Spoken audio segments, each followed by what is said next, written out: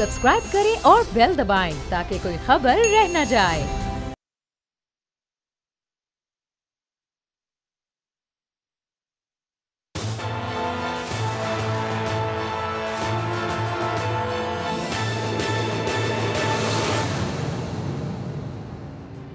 अस्सलाम वालेकुम नाज़रीन, मैं हूं आपका मेज़बान समी इब्राहिम और आप देख रहे हैं प्रोग्राम तज्ज़िया। मेरे साथ हैं अलीना इलियास, सदीक साजिदा मेरे साथ और उमर हयात। हमारे जो माली मामलात जो हैं पाकिस्तान के, यानी FBR जिनको देखती है, उन मामलात को देखते हैं उमर हयात, वो भी हमारे साथ हैं। जो स्टोरीज़ हैं, CPEC अथॉरिटी के चेयरमैन आसिम सलीम बाजवा साहब को तब्दील किया गया और उनकी जगह उनकी रिप्लेसमेंट आ गई है।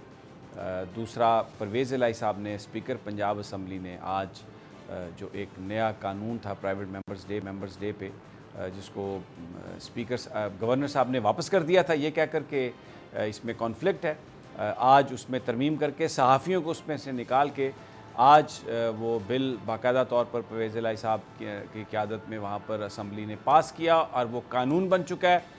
परवेज़ इलाही साहब ने कहा है कि इसको नोटिफिकेशन भी इसका हम जारी करेंगे, गज़ट नोटिफिकेशन भी अब, और वो अफसरान जो नहीं मानते असम्बली की तरफ से जो हदायत दी गई हैं उनको गिरफ़्तार किया जा सकेगा, उनको पूछा जा सकेगा। और ये कहा है स्पीकर पंजाब असम्बली ने कि नज़ीर चौहान, उनके प्रोडक्शन ऑर्डर जारी कर दिए गए थे लेकिन इसके बावजूद उनको पेश नहीं किया गया। तो जिन लोगों ने उनको पेश नहीं किया गया उनके बारे में कानून के मुताबिक फ़ैसला किया जाएगा। और अब परवेज़ इलाही साहब, स्पीकर पंजाब असम्बली के पास ये इख्तियार हासिल हैं कि वो किसी भी सूबे के सरकारी मुलाजम को बुला सकें अगर उसने उनकी बात नहीं सुनी। वो ये कहते हैं कि कानून और आइन ये कहता है कि पूरी की पूरी काबीना जो है वो ऐवान को जवाब दे है। बड़ा आज भरपूर फ़ैसला चौधरी पंजाब असम्बली का, और ऐसा लग रहा है कि परवेज़ इलाही साहब जो पंजाब असम्बली का इस्तेहकाक है उसके मामले पर डट गए हैं। और उन्होंने कहा है, बड़े सख्त अल्फाज इस्तेमाल किए, उन्होंने कहा कि ये बदमाशी नहीं हम चलने देंगे ब्यूरोक्रेट्स की। अब मुझे नहीं पता कि कौन सा ब्यूरोक्रेट बदमाशी कर रहा है, र्यूमर्स तो बहुत हैं। मैं सदीक साजिद साहब से आगे जाके पूछने की कोशिश करूँगा अगर ये किसी ऑफिसर को आइडेंटिफाई कर सकें जो बदमाशी कर रहा है। लेकिन आज परवेज़ इलाही साहब ने कहा है कि जो बदमाशी कर रहे हैं अब उनका यौम हिसाब जो है वो ऑलमोस्ट समझें कि आप आ गया है। आज़ाद कश्मीर असम्बली में आज स्पीकर, डिप्टी स्पीकर का इंतखाब मुकम्मल हुआ और कायदे ईवान यानी वज़ीर-ए-आज़म का मरहला जो है वो रह गया। वज़ीर-ए-आज़म अभी सोच विचार कर रहे हैं, ज़राए ये बता रहे हैं कि किसी नतीजे पर नहीं पहुँचे वज़ीर-ए-आज़म। अगर पहुँच भी चुके हैं तो अभी तक उन्होंने इसको पब्लिक नहीं किया। कल 2 बजे जो भी नए कायदे ऐवान होंगे वो हल्फ उठाएंगे। उससे पहले 9 बजे कागजात नामजदगी होंगे, फिर उसके बाद इलेक्शन होगा।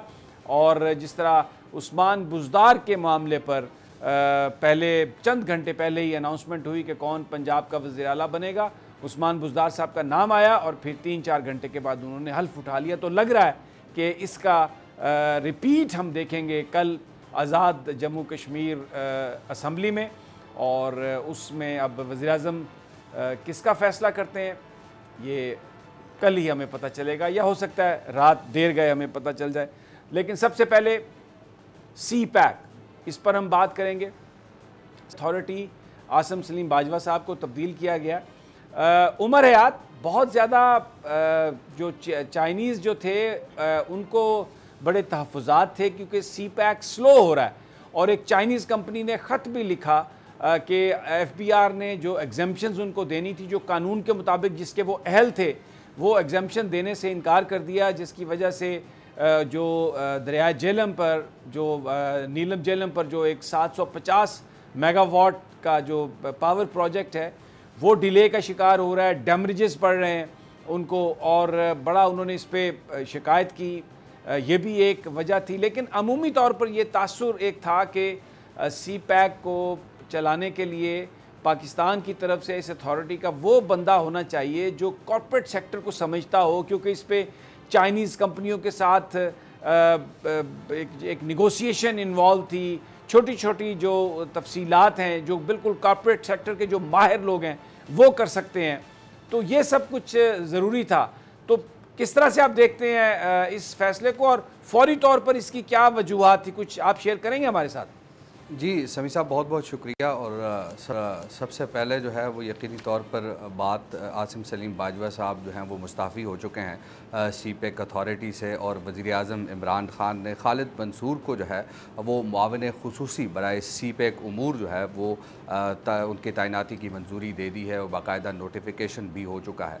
और इस पर जो आपने पहले अपने इब्तिदाइये में बात की कि मेरी जब ज़राए वज़ारत मनसूबाबंदी से बात हुई तो उन्होंने साबिक जो चीनी सफ़ीर हैं याओ जिंग, उनका हवाला देते हुए जब वो जा रहे थे तो उन्होंने कहा कि सीपेक अथॉरिटी की क्या ज़रूरत है, आखिर ये क्यों बनाई गई है। और उन्होंने ये भी कहा कि उस वक्त बड़े तहफ़्फ़ुज़ात का इजहार किया गया सीपेक अथॉरिटी पर चीनी सफ़ीर की जानिब से और चीनी जो आला ओहदेदार हैं उनकी जानिब से भी। अब जो हालात हमें नज़र आ रहे हैं उन हालात में अगर देखा जाए तो जो एक खालिद मंसूर साहब की तैनाती अमल में लाई गई है, जैसे कि आपने कहा कि कॉरपोरेट सेक्टर से बनना होना चाहिए, तो ये कॉरपोरेट सेक्टर से ही इनका ताल्लुक़ है। ये हब्को के चीफ़ एग्जीक्यूटिव ऑफिसर रहे हैं और सीपेक के जो मेजर प्रोजेक्ट्स हैं उनके अंदर जो है वो पहले से ही इन्वॉल्व रहे हैं। अब दोबारा जब इनको बाकायदा तौर पर ये ज़िम्मेदारी तफ़वीज़ कर दी गई है मुआविन ख़ुसूसी बराए सीपेक उमूर, तो यकीनी तौर पर इससे जो है वो बेहतरी की उम्मीद है। अच्छा, इसमें एक और बात है, देखिए मुझे ये पता है कि ये उसके हब्को के CEO भी थे, फिर ये यूनिलीवर पाकिस्तान जो है उसको भी उसके बोर्ड मेंबर रहे हैं, एंग्रो जो है उसके भी वो रहे हैं, बोर्ड मेंबर रहे हैं। बड़ा इनका तजुर्बा है, असद उमर के साथ इनके अच्छे ताल्लुकात हैं। असद उमर प्लानिंग कमीशन को डील कर रहे हैं, बहुत सारी जो चीज़ें सीपैक से मुताल्लिका हैं वो प्लानिंग कमीशन ही करती है और उसमें बड़ी बारीकियां इन्वॉल्व होती हैं। ये तो बिल्कुल सही है, लेकिन जिस वक्त ये फ़ैसला किया गया था आसिम सलीम बाजवा साहब को बनाने का, तो एक तासुर ये उभरा था कि जी अब ये तो इसकी जो ओनरशिप है वो पाकिस्तान की फ़ौज ने ले ली है, पॉलिटिकल गवर्नमेंट्स आएँ, पॉलिटिकल गवर्नमेंट्स जाएँ, आसिम सलीम बाजवा साहब जो हैं वो इसलिए आए हैं कि ये बिल्कुल एक एश्योरेंस होगी चाइना को कि इस अथॉरिटी को जो है वो हैंडल कर रही है पाक फ़ौज, क्योंकि बहरहाल ये एक साबिक कोर कमांडर और DG ISPR रहे और जनरल बाजवा साहब के बड़े करीब ये समझे जा रहे थे। तो ये फिर उस तासुर के बारे में उमर हयात अब क्या कहेंगे, अब वो उसका क्या होगा अब इसकी ओनरशिप के हवाले से, अभी भी ये फिर अब किसके पास है इसकी ओनरशिप? देखिए, अब यकीनी तौर पर जब आसिम सलीम बाजवा साहब मुस्ताफ़ी हो चुके हैं और आपने जैसे कि बताया कि असद उमर के बड़े करीबी साथी रहे हैं खालिद मंसूर साहब, तो अब ऑनरशिप जो है वो वज़ारत मनसूबाबंदी के पास आ गई।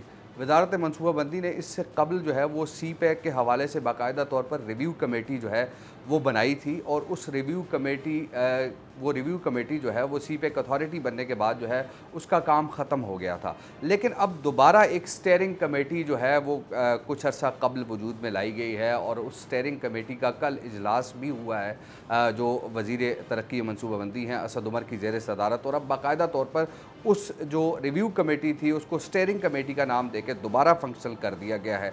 लेकिन जो इस वक्त पाकिस्तान को सीपेक के हवाले से सबसे जो अहम मसला दरपेश है वो यकीनी तौर पर अहम है, क्योंकि जॉइंट कोऑर्डिनेशन कमेटी जो कि राब्ता कमेटी उसका है, इजलास ही नहीं हो रहा। और मुझे ये कंफर्म कीजिएगा, सोर्सेज ये बता रहे हैं कि पाकिस्तान ने कई दफ़ा रिक्वेस्ट की है कि वो इजलास बुला लिया जाए, लेकिन चाइना की तरफ से ये कहा जा रहा है कि आप जिन लोगों ने दासू डैम पर हमला किया, यानी चाइनीज़ पर हमला किया, दूसरे लोगों पर, हमें वो पहले मुल्ज़मान दें, सिक्योरिटी का प्रॉपर बंदोबस्त करें। अगर आप वो नहीं कर सकते तो हम उस मामले, तो फिर ये शुरू नहीं हो सकता। और फिर ये भी खबरें आ रही थी, आज भी ये चीज़ चल रही है कि तकरीबन 3600 मेगावाट के बिजली के 5 जो मंसूबे हैं वो ताख़ीर का शिकार हैं। और इसमें एक कैरेट कंपनी जो है हाइड्रो पावर, उन्होंने लेटर भी लिखा कि 18 जुलाई को FBR ने उनका वो रिजेक्ट कर दिया, उनको जो एग्जेम्पशन थी जो कानून के तहत उनको मिलनी थी, और वो बहुत सारी चीज़ें इससे पहले इंपोर्ट कर चुके और उस पर उन्होंने टैक्स नहीं दिया, लेकिन अब जो सूरत हाल हुई है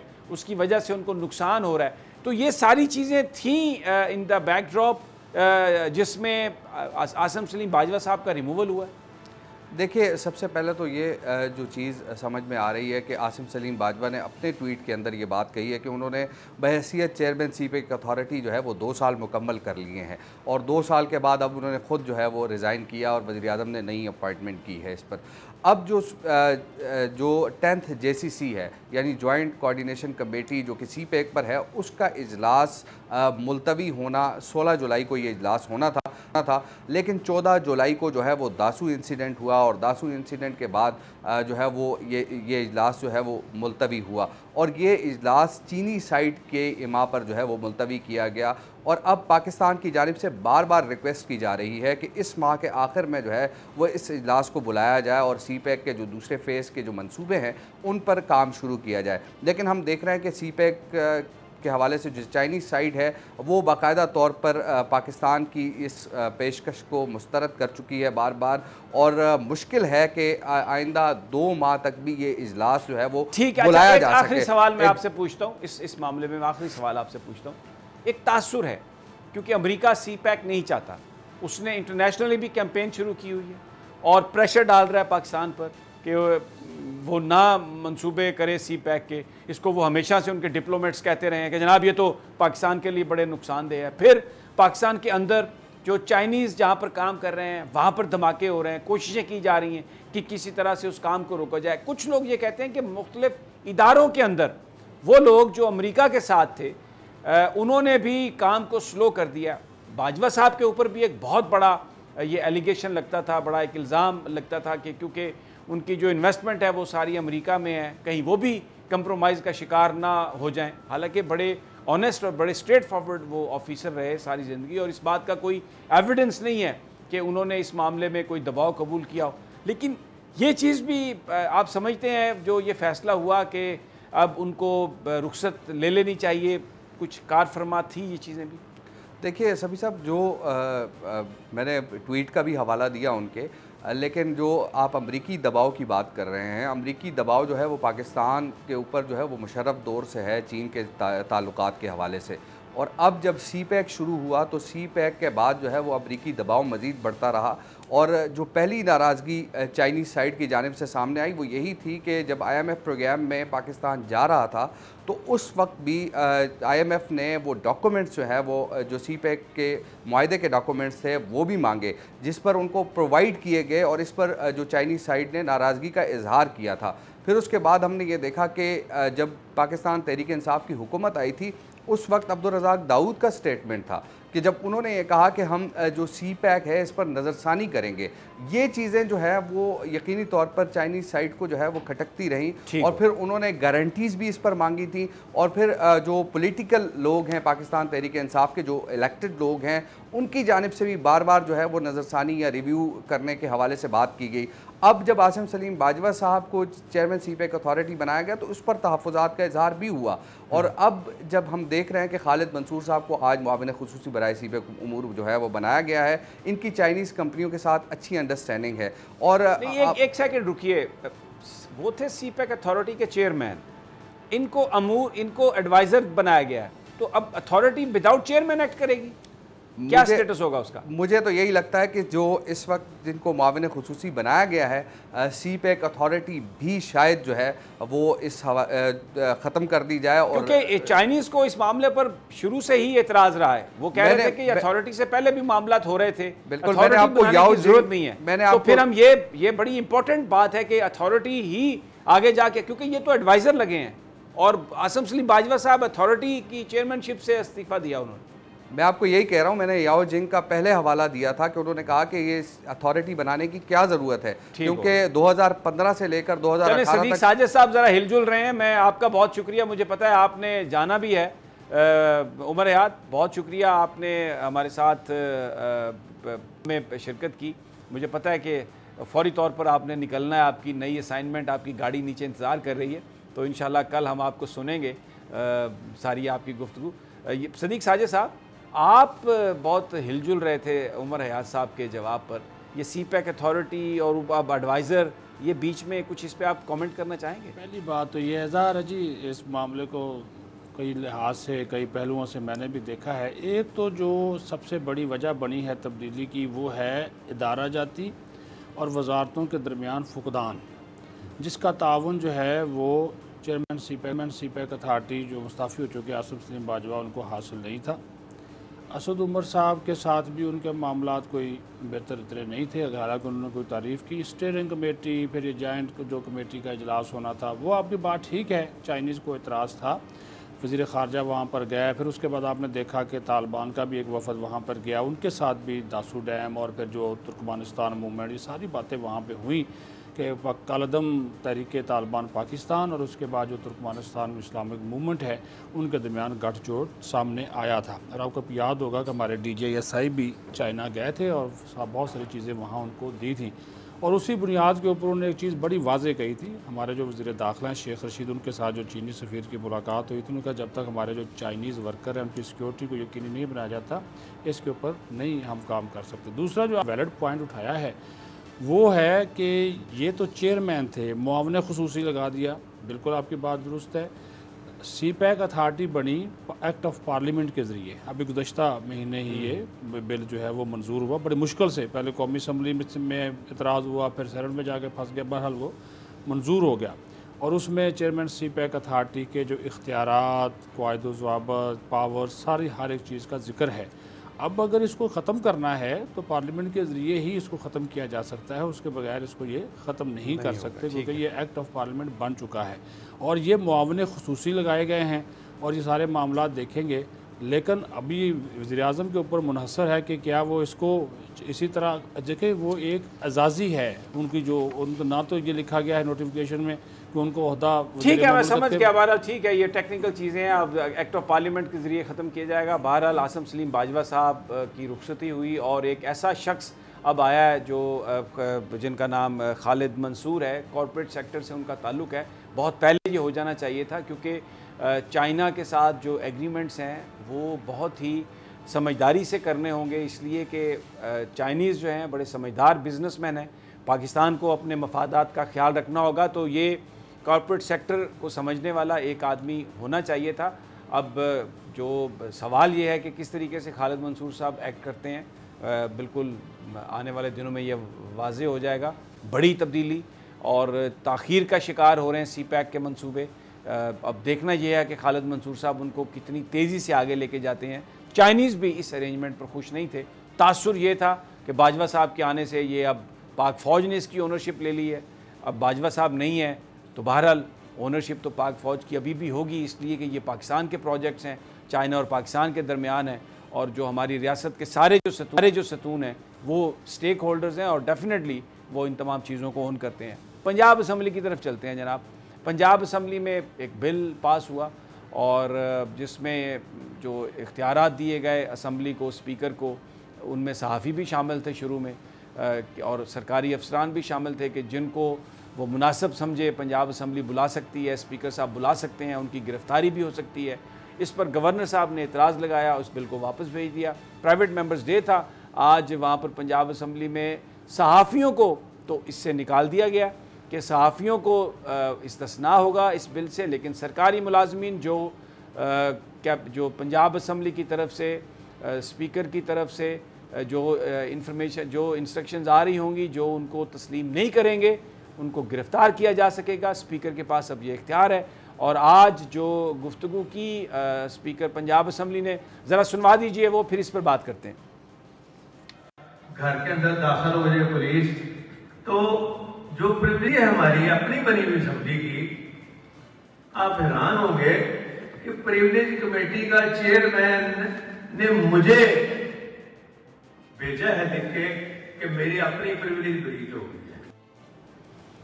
सदीक साजिद, बड़ा आज वज़ीर आला, आज स्पीकर पंजाब असम्बली ने बहुत खुलकर बातें की हैं कि ये जो अफसरान हैं ये सुनते ही नहीं हैं और जो कुछ भी ऑर्डर दिया जाए वो प्रिविलेज कमेटीज़ में भी नहीं आते।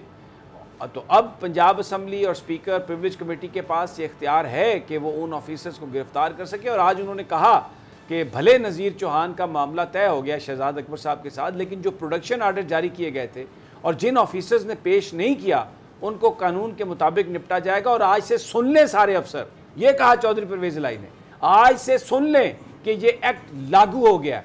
बहुत बड़ी वार्निंग है। मुझे ये बताइए कि अब स्पीकर के पास भी इख्तियारात आ गए हैं कि वो अफसरान को यानी गिरफ्तार कर सकें। अब अगर प्रोडक्शन ऑर्डर आए नज़ीर चौहान के, मैं एक मिसाल इस केस की हम ले लेते हैं। हुकूमत पंजाब की जो है वो नहीं लाना चाह रही है, अफसर को कह रही है कि नहीं लेके जाना, स्पीकर साहब कह रहे हैं कि लेके आएँ, तो ये प्रॉब्लम किसके लिए आएगी? ये क्या दो गवर्नमेंट्स बनेंगी? अब क्या ये मामला क्या है? ये तो ज़ाहिर जी सीधी जो प्रॉब्लम है वो तो बुज़दार हुकूमत के लिए प्रॉब्लम क्रिएट होगी। वो ज़ाहिर है परवेज़ लाई तो पूरे हाउस के कस्टोडियन है, वो ठीक कर रहे हैं। एक तो समी साहब इसको आप लॉन्ग टर्म में देखें, उन्होंने अगला इलेक्शन लड़ना है, वो अपने सूरत हाल भी बेहतर कर रहे हैं, इमरान को भी खुश कर रहे हैं। हो सकता है आने वाले दिनों में कुछ लोग काफ लीग में भी चले जाएँ, तो ये एक तरह का माहौल भी पैदा किया जा रहा है। दूसरी बात ये कि ये बिल्कुल सही अमल है। ये कौमी असम्बली में भी जो इस्तेहकाक कमेटी है या स्पीकर के पास जो पावर्स हैं इसी तरह की पावर्स हैं। आपके पास सिविल जो मजिस्ट्रेट है उसके इख्तियारात जो हैं वो आपके पास हासिल होते हैं, गिरफ्तारी भी हो सकती है अगर आप नहीं आते। तो ये पंजाब असम्बली में बिल्कुल ठीक किया। ब्यूरोक्रेसी का जो अदम तावन का रवैया है ये तो एक आम सी बात है समी साहब। पार्लियामेंट के तो बहुत से इजलास मुलतवी हो जाते हैं उनके ना आने की वजह से। और ये जो इन्होंने किया है ये नज़ीर चौहान वाले मामले के ऊपर, ये सीधी सीधी तौहीन असम्बली है। और इसमें तो अगर वो जिसको भी चाहे, जिसको हाँ चीफ सेक्रेटरी को बुला सकते हैं, होम सेक्रेटरी को बुला सकते हैं, इवन के जो वज़ीर कानून है भाई जरा थोड़ा सा तहम्मुल से ना। अब चीफ सेक्रेटरी ने अपने तौर पे तो फैसला नहीं किया, आईजी ने, प्रिजन ने अपने तौर पे तो फैसला वो नहीं कर सकते, एसपी तो नहीं अपनी तौर पे फैसला कर सकते, उनको तो पॉलिटिकल गवर्नमेंट कह रही है। साइनिंग अथॉरिटी जो होगी उसको बुलाया जाएगा, वो आकर बुलाएगा कि जनाब मैंने इसके कहने एक है प्रोडक्शन ऑर्डर और एक जगह से ऑर्डर आईजी साहब ने कह दिया कि जी हमें टॉप ने, सीएम ने या किसी ने कह दिया कि आपने नहीं लेके जाना, तो वो आईजी तो वो कहाँ जाएगा ऑफिसर? ये बताए ना, उनकी प्रॉब्लम कौन दूर करेगा? वो ऑफिसर कमेटी में या स्पीकर के चैम्बर में उसको तलब किया जाएगा या इस्तेहकाक कमेटी में मामला जाएगा। वो तो सीधा बोलेगा कि मुझे किसने कहा था। अगर वो रिटर्न ऑर्डर ना दिखा सका फिर तो वो खुद जिम्मेदार है। ज़ुबानी पे तो फिर बात कौन रिटर्न ऑर्डर देता है? यही तो बात है। तो फिर वो आईजी को तो गया और जाना भी चाहिए। अगर वो तहरीरी ऑर्डर के तो एक वक्त में दो गवर्नमेंट्स होंगी, एक वक्त में दो गवर्नमेंट्स होंगी, दो लोग, दो एग्जीक्यूटिव होंगे। ये देखें फिर तो पार्लियामेंट और गवर्नमेंट ऑफ पंजाब दोनों आमने सामने होंगे। समी साहब आपने देखा नहीं था जो धरना हुआ था इधर इस्लामाबाद में, जब वेरी इंटरेस्टिंग वो क्या हुआ था, उन्होंने ज़बानी अहकामात में सारा कुछ कर दिया। उसके बाद उन्होंने तौबा की पुलिस, उन्होंने कहा जब तक हमें रिटर्न नहीं होगा उस वक्त तक तो हम कोई एक्शन तक नहीं लेंगे। तो यहाँ पर भी ये सिचुएशन है। लेकिन ज़ाहिर है आईजी जजात को अगर वो बुलाते हैं और उनको ऑर्डर दिया जाता है और उस ऑर्डर के ऊपर अमल दरामद नहीं करते तो असूलन वही होंगे। हाँ टॉप पे अगर कोई ऑर्डर आता है राजा बिशारत का या फयाजुल हसन चौहान का जो कि वजीर जेल खाना चाहता है, भाई इनको नहीं पेश करना। रुकिए, यहाँ पर ब्रेक लेनी है मुझे। बड़ा ये एक इम्पॉर्टेंट इशू है। अब आज जो पंजाब असम्बली के इस्तेहकाक के लिए जो परवेज़ इलाही साहब ने जो आज कदम उठाया है, जो पंजाब असम्बली ने अप्रूव किया है, जो अब बिल अरकान असम्बली इसकी बहुत तारीफ़ कर रहे हैं। अभी आप सदीक साजिद को भी सुना, कुछ ब्यूरोक्रेट से मेरी बात हुई, वो कह रहे हैं कि ब्यूरोक्रेसी के लिए बड़ा इशू हो जाएगा कि वो किसकी बात माने किसकी ना माने। लेकिन एक बात तो बिल्कुल जाहिर है कि चौधरी परवेज़ इलाही पंजाब असम्बली के इस्तेहकाक के लिए डट गए हैं और उन्होंने कहा कि ये जो अफसरान सुन लें कि अभी ये एक्ट लागू हो गया और ये जो चंद लोगों की जो बदमाशी है ये मैं नहीं चलने दूंगा। अब वो चंद लोग कौन हैं, किसको मुखातिब करके उन्होंने कहा है, इसका फैसला आप करेंगे, सदीक साजिद करें, मुझ में इतनी हिम्मत नहीं है। इजाज़त दें एक ब्रेक की, वापस आते हैं, अभी हमारे साथ ही रहिए।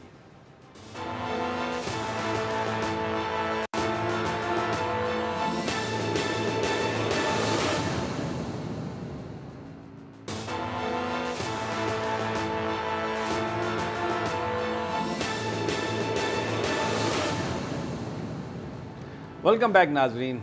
सियासत पर बात हो रही है और हमने ज़िक्र किया पंजाब असम्बली में इस्तेहकाक जो है उसके लिए चौधरी परवेज़ इलाही साहब डट गए हैं और बिल्कुल उन्होंने कहा है कि किसी भी शख्स को इस बात की इजाज़त नहीं दी जा सकती कि वो जो असम्बली अरकान है, जो असम्बली की प्रोसीडिंग है उसको वो इग्नोर करे, क्योंकि पूरी की पूरी काबीना जो है वो हुकूमत के आगे जवाब दे है। लेकिन जनाब एक और जो सिचुएशन है वो डेवलप हो रही है आज़ाद कश्मीर के इलेक्शन में।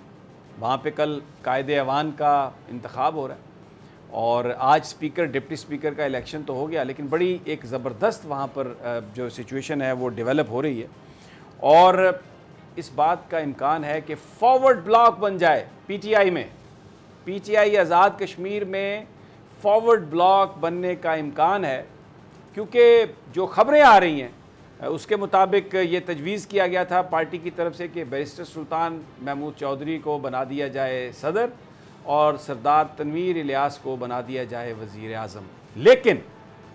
लेकिन बताया जा रहा है कि वहाँ पर कुछ ऐसा होने जा रहा है कि पार्टी जो है वो तकसीम हो सकती है, पार्टी में फॉरवर्ड ब्लॉक बन सकता है और ये अभी हुकूमत बनने से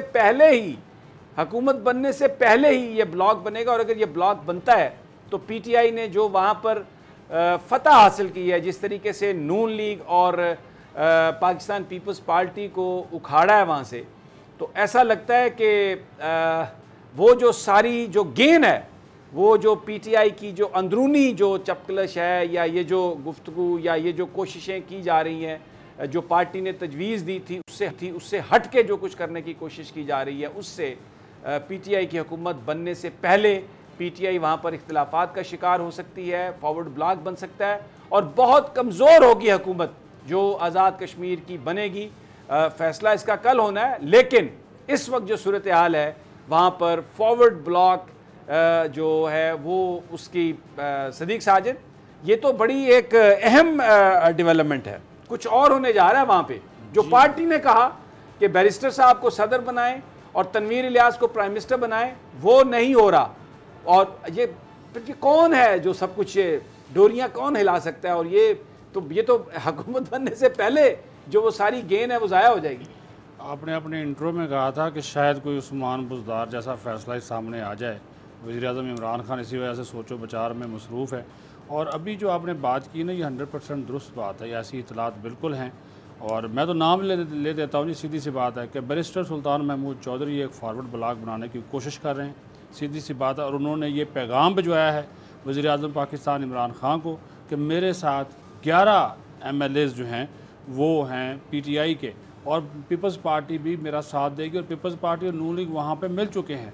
तो अगर मुझे आपने वज़ीर-ए-आज़म ना बनाया, वो हो सकता है कि वहाँ पे पार्टी के अंदर रिफ्ट हो। मैं ये बड़ी ज़िम्मेदारी से बात कर रहा हूँ कि ये उनको ये नहीं, लेकिन अगर इस बात पर वज़ीर-ए-आज़म जो हैं वो यानी ये जो सारी गेम है, अगर इस पर वो ब्लैकमेल होते हैं इमरान खान साहब, तो फिर वो जो गवर्नमेंट है वो उनकी तो है ही नहीं। बिल्कुल नहीं, वो तो जो भी बनेगा वो तो फिर एक ऐसी चीज़ होगी कि ये पीटीआई जो है ये तो फिर सारी बनने से पहले ही गवर्नमेंट जो होगी वो तो बड़ी कमज़ोर गवर्नमेंट। वो तो हमेशा से कहते रहे हैं कि मैं किसी से ब्लैकमेल नहीं होऊंगा, अपोजिशन हो या चाहे मुझे कोई ब्लैकमेल नहीं कर सकता, मुझ पर कोई दबाव नहीं डाल सकता। अब देखते हैं कि खान साहब कल तक का ये जो नहीं, लेकिन अगर पीटीआई ने जो फार्मूला दिया, जो जमात ने फार्मूला दिया जिसमें बैरिस्टर सुल्तान को आप सदर बना दें और तनवीर इलियास को प्राइम मिनिस्टर बना दें, तो इसमें क्या प्रॉब्लम है? सदर बनने के लिए तो बैरिस्टर साहब तैयार हैं। नहीं तैयार, वो वज़ीर-ए-आज़म बनना चाहते हैं। मेरी ये इतला है कि ये वो कह रहे हैं, लेकिन अगर उनको, क्योंकि इस वक्त ये खबरें जो आ रही हैं ना, उनको सदर भी नहीं बनाया जा रहा। यही बात है ना, इसी वजह से नहीं बनाया जा रहा है। वो ब्लैकमेलिंग कर। मैं आपको बात बताऊँ, जो पिछले दिनों मुलाकातें हुई थी ना, उसमें मेरे ज़राए के मुताबिक जो 4 इंटरव्यूज़ हैं जिस दिन, उस दिन वज़ीर-ए-आज़म ने वाज़ेह तौर पर बैरिस्टर से कहा था कि आप मुझे फ़ोन करवाते हैं, आपकी सिफारिशें आती हैं अमेरिका से, यूरोप से, बरतानिया से, ये काम मत करें। वज़ीर-ए-आज़म मैं हूँ, मेरे से मुराद पार्टी के टिकट पे आप सब लोग लड़े हैं, सब पार्टी के टिकट पे कामयाब हो गए, तो मेरे पे फैसला छोड़ें और मैं बेहतर फैसला करूँगा, मुझे फ़ोन और सिफारिशें नहीं। लेकिन इसमें ये उन्होंने कहा ही उनसे बात नहीं। लेकिन सदीक साजिद, जो पीटीआई है, पीटीआई जमात जो है आज़ाद कश्मीर की, मेरी बात आप ज़रा, जो मैं कह रहा हूँ कि उन्होंने वज़ीर-ए-आज़म साहब को ये कहा कि आप बैरिस्टर साहब को सदर बना दें और तनवीर इलियास साहब को वज़ीर-ए-आज़म बना दें। लेकिन ये जो पीटीआई का फार्मूला है, ये अगर फार्मूला इस पर अमल दरामद नहीं होता और उसके अलावा कुछ और चीज़ें बीच में से होती हैं, तो फिर फॉरवर्ड ब्लॉक बन रहा है। मैं ये बात कह रहा हूँ। ये जो देखें बैरिस्टर साहब की धमकी या वो चीज़, वो तो अलहदा है ना, वो तो बाद की बात है।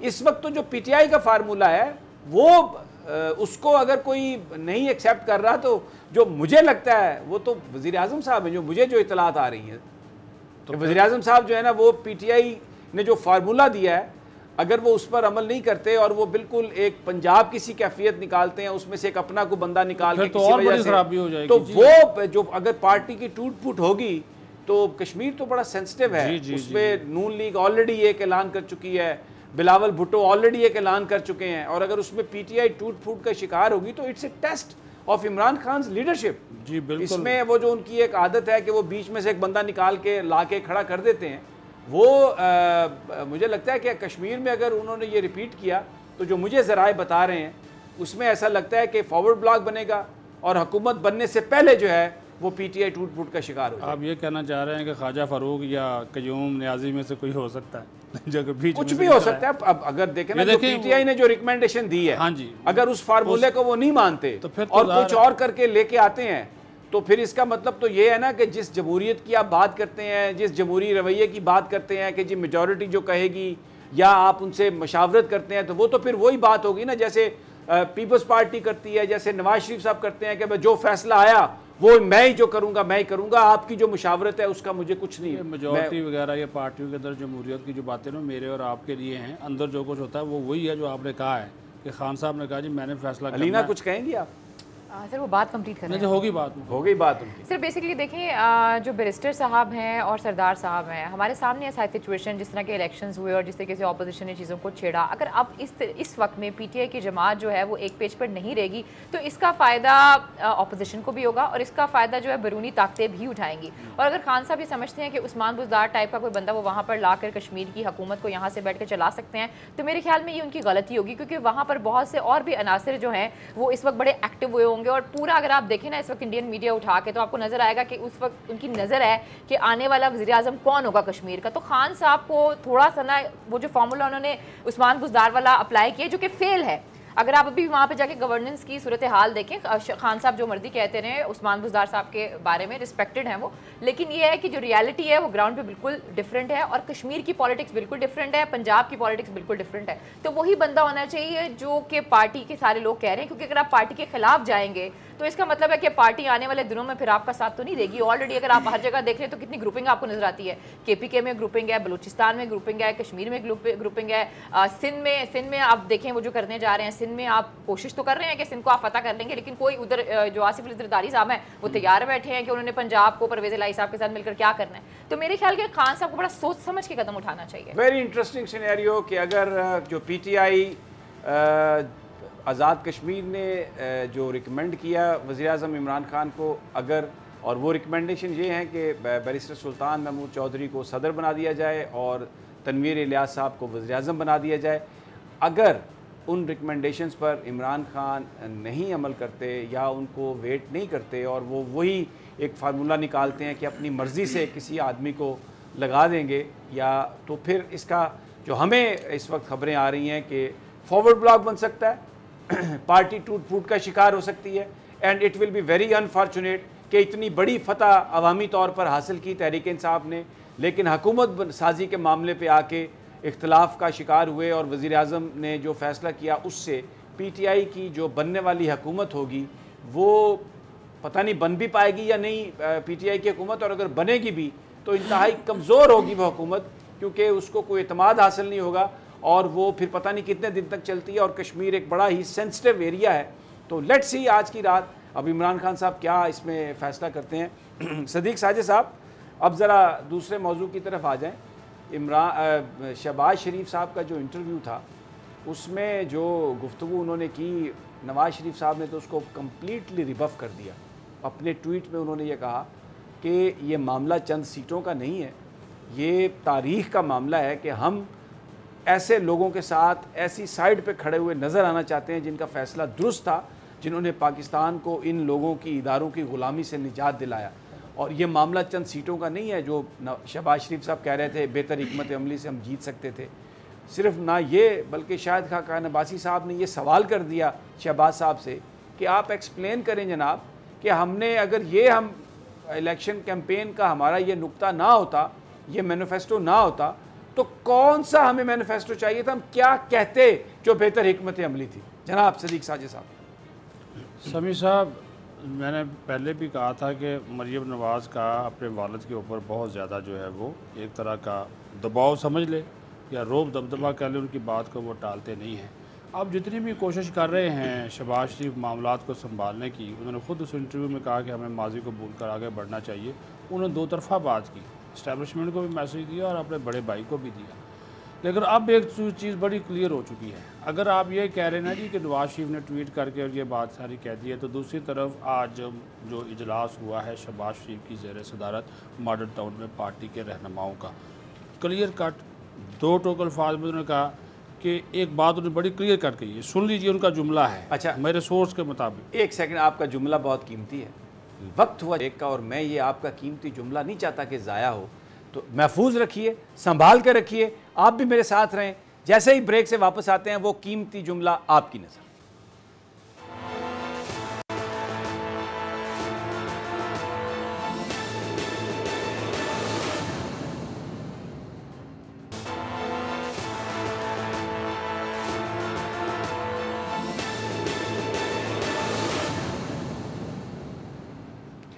वेलकम बैक नाजरीन। पाकिस्तान की सियासत पर बात हो रही है और एक बहुत ही कीमती जुमला जनाब सदीक साजिद साहब के पास है। जी सदीक साहब, निकालिए पटारी से वो कीमती जुमला और रखिए आवाम के सामने। शहबाज शरीफ साहब ने पार्टी को फ़ाल करने के लिए मुख्तलिफ रहनुमाओं, पार्टी लीडर्स के साथ जो मुशावरत का सिलसिला शुरू किया है, वो इसको लाहौर से आगे इस्लामाबाद भी लेकर आएंगे, सफारतकारों से भी मिलेंगे, पार्टी रहनुमाओं से भी मिलेंगे।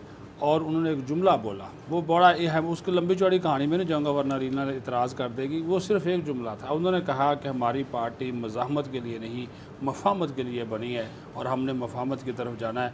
मज़ाहमत इस ये फिक्र उनका अपना है, ये या किसी ने उनको दिया? देखें, क्योंकि मेरी एक बात सुन लें, जो ट्वीट जो आते हैं, इसके जो हैंडलर हैं नवाज शरीफ साहब के, वो जब मैं देख रहा था वो ट्वीट हैं तो नवाज शरीफ साहब के, लेकिन बू जो है ना उसमें इरफान सदीकी साहब की आती है अल्फाज में। नहीं, बाज़ अल्फाज में तो परवेज़ रशीद साहब की खुशबू भी आती है। अच्छा, ये भी है। देखें, बू जो होती है ना वो स्मेल होती है, वो खुशबू ही होती है। वैसे आप ये फिक्रा करके तो बीच वो मेरे और अपने बीच में डिस्टिंक्शन नहीं कर रहा जी, मैं करें। लेकिन वो कहते हैं कि जो ट्विटर हैंडल है नवाज शरीफ साहब का, वो मरियम साहबा के पास होता है, और मरियम साहबा किसके अंडर इन्फ्लुएंस है? परवेज़ रशीद साहब के या इरफान सदीकी साहब के। तो वो जो गुफ्तगू वहाँ से करते हैं वो बेसिकली यहीं से हो रही होती है, लेकिन उनके नाम से होके आती है। तो शहबाज साहब आजकल जो बोल रहे हैं, उनके अपने ख्यालात हैं, उनके अपने विचार हैं, या कहीं से वो आपका मैंने वीलॉग देखा था, वो वही विचार है, आप भी जानते हैं। ठीक वो है, तो इसका मतलब उनका है राब्ता कार को अब कोई और है। हाँ जी, उनकी मंजिल अब कोई कुछ और है। बहरहाल आने वाले दिनों में हमें पता चलेगा। ये बिल्कुल अब तफरीक जो है वो वाज़े हो गई है और ये नज़रियात की बुनियाद पर है। नवाज शरीफ साहब अभी नाराज़ हैं। लेट्स सी आगे पत्ता जो है वो शहबाज साहब। क्या ख्याल है कि शायद का खान अब्बासी ने जो सवाल पूछा है शहबाज शरीफ से, मरियम के कहने पे पूछा? बस मरियम के कहने पे बादशाह बंदे हो जनाब, गुस्से से भरी हुई हैं जी। और इमरान के बारे में उनके जो ख्यालात हैं या अपोजिशन के, उनकी जो अपोजिशन है उसके हवाले से, और चंद सहाफ़ियों के हवाले से भी, जिनमें हम भी शामिल हैं, वो किसी से ढके छुपे नहीं हैं, वो बिल्कुल भरी हुई हैं। मैं उसका नाम नहीं लेता, लेकिन उससे वो भरी हुई हैं। अच्छा जी, अब हमारे साथ अनवर अब्बास भी हैं। बड़ी इम्पोर्टेंट डेवलपमेंट है कि इब्राहीम रईसी ईरान के सदर मुंतखब हुए और वो 5 अगस्त को उसका हल्फ उठाने जा रहे हैं। पाकिस्तान की तरफ से जनाब सादिक संजरानी जो चेयरमैन सेनेट हैं, वो जाएंगे पाकिस्तान का, वो पाकिस्तान की नुमाइंदगी करेंगे। अनवर अब्बास, ये बताइए कि जो इब्राहीम रईसी हैं, इनका ईरान की सदारत के ओहदे पर फायज़ होना किसके लिए ख़तरे की घंटी है इस खित्ते में, और पाकिस्तान के लिए इसमें कितनी मोहब्बत का पैगाम है? क्योंकि चाइना और ईरान एक लड़ी में आ चुके हैं जिस लड़ी का हिस्सा पाकिस्तान भी है। तो मुस्तकबिल में अगर पाकिस्तान और ईरान के ताल्लुकात अच्छे होंगे तो इसका मतलब है कि सी पैक जो है वो पूरे तरीके से उस पर अमल दरामद होगा। अमेरिकन ने कोशिश की है, डोनाल्ड ट्रंप की किताब लिखने वाले सहाफ़ियों ने एक चीज़ को छापा है जिसको अमेरिकन मीडिया ने उठाया, और पाकिस्तान में कुछ मीडिया आउटलेट ने उसको हाईलाइट किया कि जिस वक्त सुलेमानी पर हमला किया, मिज़ाइल हमला अमेरिका ने, तो इमरान खान साहब ने उस पर खुशी का इजहार किया था। क्या कहते हैं आप? जी बिल्कुल, आज ईरान के सदर इब्राहीम रईसी उन्होंने अपने दफ्तर का चार्ज संभाला है। फर्स्ट इनाग्रेशन हुई है और जो सेकंड इनाग्रेशन जिसके तकरीब हल्फ बर्दारी कहेंगे वो 5 अगस्त को होगी, जिसमें कि चेयरमैन सेनेट पाकिस्तान की नुमाइंदगी करेंगे। ईरानी सदर जो हैं वो क़दामत पसंद हैं और वो मॉडरेट सदर डॉक्टर हसन रूहानी को रिप्लेस कर रहे हैं, जो कि रिप्रेजेंट कर रहा है कि ईरान की पॉलिसीज़ थोड़ी सी हार्ड लाइन होंगी। उनकी अमेरिका के हवाले से उनका स्टांस हमेशा से एक सख्त स्टांस रहा है और माजी में ये देखा गया है कि जो डॉक्टर हसन रूहानी थे उन पर इस वजह से जो ईरान के सुप्रीम लीडर आयतुल्लाह खामनाई की जानिब से तनकीद भी होती थी कि वो अमेरिका को रिलैक्सेशंस देते हैं, वेस्ट को रिलैक्सेशन देते हैं। P5+1 मुज़ाकरात में काफ़ी रिलैक्सेशन का मुज़ाहरा किया गया ईरान की तरफ से। अभी इब्राहीम रईसी के आने के बाद हम ये जो एक तवक्को की जा रही है कि वो रिलैक्सेशन ईरान बंद कर देगा। P5+1 जो मुज़ाकरात होंगे वो ईरान पाकिस्तान के साथ ताल्लुकात कैसे होंगे ये बताइए अनवर अब्बास। पाकिस्तान के साथ जैसे कि सबसे पाकिस्तान का मेन इशू है कश्मीर। कश्मीर पे जो ईरान के सुप्रीम लीडर आयतुल्लाह खामनाई वो वक्तन फ़वक्तन ट्वीट करते रहते हैं कश्मीरियों की हमायत में, और इवन के इंडिया को 2-3 दफ़ा उन्होंने मुतनब्बे भी किया कि वो अपनी ज़ालमाना कार्रवाइयाँ तर्क करे। चूँकि ये जो इब्राहीम रईसी हैं ईरान की जो सदर मुंतखब हुए हैं, ये आयतुल्लाह खामनाई के स्टूडेंट्स में शामिल हैं और ये उसी आइडियालॉजी को भी फॉलो करते हैं और उन्हीं की थाट्स को फॉलो करते हैं। लिहाजा कश्मीर पे पाकिस्तान को ईरान की जानिब से एक वाज़ेह सपोर्ट मिलेगी। इसके अलावा ईरान और चीन का जो एग्रीमेंट हुआ है 400 अरब डॉलर की सरमायाकारी का 25 साल में, जिसमें कि डिफेंस इंडस्ट्री भी शामिल है, इंफ्रास्ट्रक्चर भी शामिल है, एनर्जी सेक्टर भी शामिल है। इस एग्रीमेंट को ईरान पाकिस्तान के साथ मज़ीद अपने तावन को बढ़ा के इस एग्रीमेंट को एक्सटेंड करेगा। चाइना भी आप ये कहना चाह रहे हैं, मैं सदीक साजिद आपका कमेंट चाहता हूँ कि इब्राहीम रईसी का जो मसनद सदारत पर आना पाकिस्तान के लिए अच्छी खबर है, ख़त्ते के लिए अच्छी खबर है। चाइना के साथ उनके ताल्लुकात अच्छे हैं, सी पैक पर वो बड़ी मेहनत से काम करेंगे। 400 बिलियन जो डॉलर की जो इन्वेस्टमेंट है वो वहाँ पर कर रहा है चाइना। 25 साल में इंफ्रास्ट्रक्चर बना रहा है। पाकिस्तान और ईरान के ताल्लुकात बहुत बेहतर होने का इम्कान है। Sadiq Sajid, you agree with this? जी जी बिल्कुल, आपकी बात दुरुस्त है और इनका जो आना है दोनों ममालिक के दरमियान ताल्लुकात में बेहतरी के हवाले से बड़ा अहम रोल होगा। और जिस तरह वज़ीर-ए-आज़म ने अपना नुमाइंदा खुसूसी बनाकर चेयरमैन सेनेट को भेजा है सादत सुंजरानी को, उससे भी ये चीज़ साफ नज़र आती है कि हम किस तरह जो है ईरान के साथ अपने ताल्लुकात को जो है अहमियत देते हैं। वैसे अनवर अब्बास, ये बेहतर ना होता अगर वज़ीर-ए-आज़म इमरान खान खुद चले जाते हल्फ़े वफ़ादारी में? इसमें क्या प्रॉब्लम थी?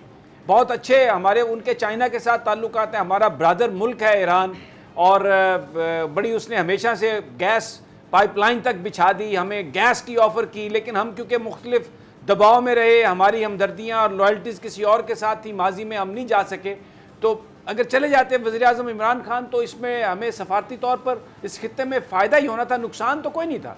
जी बिल्कुल, एक तरफ हमें ये थोड़ा सा एक फ़ायदा होता कि पाकिस्तान ईरान के ताल्लुकात में बेहतरी आती, ताहम जो बाज़ ममालिक ईरान के मुखालिफ हैं उनकी जानिब से शायद पाकिस्तान पे दोबारा दबाव में इजाफा था, क्योंकि उनके साथ भी हमारे ताल्लुकात बेहतर होते हैं। न्यूट्रल पॉलिसी खान साहब ने रखी, लेकिन अगर वो जाते तो पाकिस्तान और ईरान के ताल्लुकात मज़ीद बेहतर होते। इस वक्त 50 के करीब डेलीगेट्स जो हैं उन्होंने अश्योर किया ईरानियन गवर्नमेंट को कि वो इस हलफ बर्दारी की तकरीब में शिरकत करेंगे। अलीना बड्डी, उससे अगर वज़ीर-ए-आज़म चले जाते तो सर ये बहुत अच्छी चीज़ है अगर वो चले जाते, लेकिन मेरे ख्याल में पाकिस्तान के लिए एक बड़ा है और ये खुशखबरी मैं समझूंगी कि पाकिस्तान के लिए है, क्योंकि हमने ये देखा है कि जो अमेरिकन इन्फ्लुएंस है वो 1-2 हमारे अरब ममालिक हैं, उनके ज़रिए कोई ना कोई चीज़ करवाई जाती है हमसे, लेकिन अब वो चीज़ नहीं होगी। और जिस तरीके से कश्मीर के इशू पे मैंने ईरान को बोलते हुए देखा है, इवन आपको याद है OIC तक में बड़ा मसला हुआ था कि एक वो जारी कर दिया गया था, इसके अलावा कोई बात ही नहीं की गई थी, जिसके बाद शाह महमूद कुरैशी साहब ने बड़ा प्रॉपर तरीके से हमारी तरफ से रिएक्शन आया था। तो मेरे ख्याल में इस वक्त हमारे पास बहुत क्लियर है, जिसमें हमें नेक्सस नज़र आता है ईरान का, रशिया का, पाकिस्तान का, चाइना का, और ये बहुत आगे। अच्छा, इसमें एक बात मैं ये करना चाहता हूँ कि अगर वज़ीर-ए-आज़म अनवर अब्बास चले जाते, ईरान के साथ ताल्लुकात बेहतर होते, तो पाकिस्तान जो लेवरेज उसका होता ईरान के ऊपर, उसको इस्तेमाल कर सकता था सऊदी अरब और ईरान के दरमियान ताल्लुकात को नॉर्मल करने में। क्योंकि अब तो हम सऊदी अरब के अंदर भी ये ख्वाहिश देखते हैं कि वो ईरान के साथ ताल्लुकात को बेहतर बनाना चाहता है।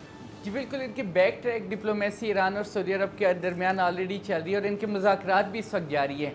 ताहम जो गुज़िश्ता चंद माह पहले पाकिस्तान और सऊदी अरब के ताल्लुकात में थोड़ी सी तलखी देखी गई थी, वो ताल्लुकात अब बेहतर होना शुरू हैं। लिहाजा शायद एक ख्याल ये है कि शायद हुकूमती हल्कों ने ये सोचा कि हमारे वहाँ जाने से, ठीक है, वो तो इन्होंने सोचा होगा, और भी बहुत सारी चीज़ सोचते हैं, लेकिन ईरान को भी अमेरिका ने बिल्कुल टोटल आइसोलेट किया हुआ है और पाकिस्तान को भी आजकल वो चाइना के साथ ताल्लुकात की वजह से बिल्कुल इग्नोर कर रहा है। तो अगर दोनों ममालिक आपस में मिल बैठते और कोई चीज़ ऐसी बनती जिससे दोनों का लेवरेज या दोनों का वेटेज इतना हो सकता था कि अमेरिका बहादुर के लिए भी ये कोई ख़तरे की घंटी होती, या वो समझते कि ये कोई एक नया अलायंस बन रहा है। बहरहाल पाकिस्तान की तरजीहात अब वज़ीर-ए-आज़म साहब तय करेंगे, दफ़ा तय करेगा। डेफिनेटली हम तो सिर्फ सवाल उठा सकते हैं, और हमारा सवाल यही है कि पड़ोसियों के साथ ताल्लुकात बेहतर होने चाहिए और उसके लिए ईरान पाकिस्तान का एक बड़ा काबिल-एतमाद पड़ोसी रहा है और उसके साथ ताल्लुकात का ये मतलब हरगिज़ नहीं कि आप किसी और के साथ ताल्लुकात ख़राब करें। नाज़रीन इजाज़त दीजिए, कल फिर इंशाअल्लाह आपसे मुलाकात होगी अल्लाह ने के बाद।